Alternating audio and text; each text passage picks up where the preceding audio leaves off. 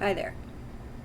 I think I'll record the one I wrote right after the previous one. So this is from June 12th, the second one of the day, and the Mayan day remains 7-star or rabbit.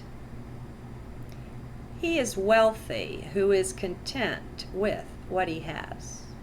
Have you heard that? I think Lao Tzu or someone like that said this. I find it really deep. Do you?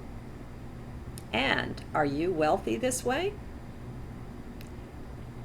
Have we bought into a real lie concerning wealth and what is of value to us? I know that one strikes home. We've actually been deeply programmed to be consuming machines, ever enriching those back behind all this programming. Why else would they program us like this but to benefit themselves? Well, to heck with them. Let's bring the focus and keep it back to the self. What is of real importance to you? It really pays to look at this one from the dual view of being both here and now and at your own life review, NDE style. View this life from there as if it were ending. Now, how important are those things that seem so important from the 3D perspective? For the huge bulk of those experiencing an NDE, everything they once thought important just falls away like chaff in the wind. Poof, and it's gone. And it leaves them feeling rather lost for a bit. All of their values change. Well, shift anyway. Our core values mostly remain. It's just that we weren't in such close touch with them before. And now we are. If you can so disidentify from 3D life to take such journeys in consciousness, such adventures in flexible perspective, it can accelerate our rate of spiritual growth. Now, it does take some stepping back from things, but overall, this turns out to be very beneficial. It leaves us unsure of ourselves and everything for a little bit while we adjust, but not for so long. We can trust to this process for one thing, simply because we're divine. We're source beams, one with and connected to and quite part of our source, of God. We are that. This is what requires some major adjustments in attitudes, ideas, and beliefs. We were taught and programmed with things that go very much against us believing in this, believing in self this way. Now again, it takes the stepping back. Everything rests on it. The more you step back, the clearer your vision of things becomes. I continue to find the discoveries coming out of quantum physics great companions for this ride. I find them inspiring. They link me back to me. You can often just see the scientists themselves struggling with the implications of the results of their own experiments. And we don't have to take their interpretations as God's either. Maybe your vision is broader than some of theirs. Trust the self. So, what are your overall values? I just recently did a piece self-exploring that. What do we feel we must have to be rich? For this one, it helps if your body has some age on it. When you've had the chance to chase after and acquire any number of things that were once goals, you've got direct experience of the feelings that result. Still, don't be so identified with your body that if it's young, then you think you are. You are not. So, theoretically, someone of any age can see quite well into this, calling on the wholeness of the being rather than on just the experiences of this one embodiment, this one life. So, how wealthy are you? If you stand at your life review looking back over the whole of your life, how wealthy are you in truth? What really counts to you from that perch or perspective? What's important now? What does that do to the values of the world? To those we were taught?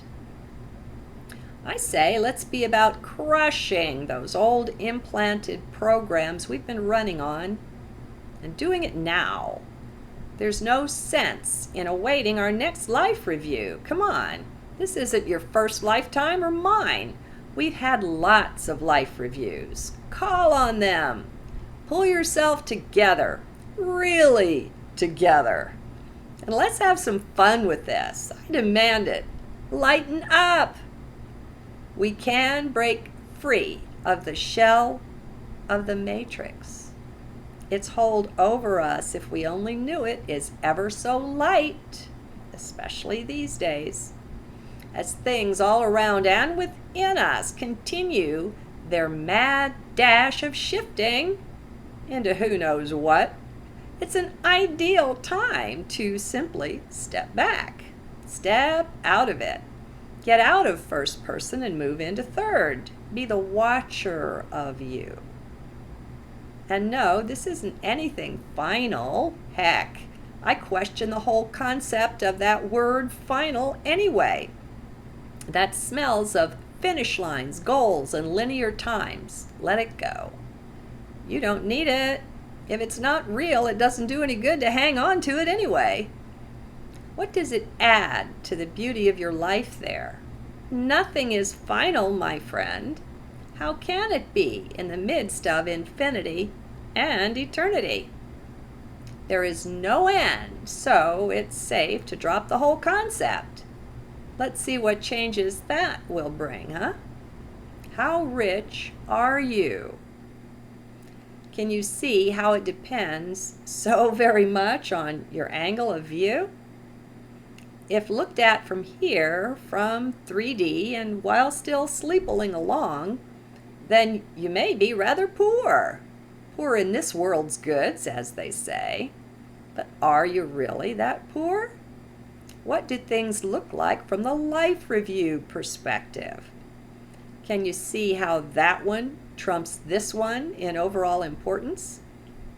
Sure, I'm playing with time.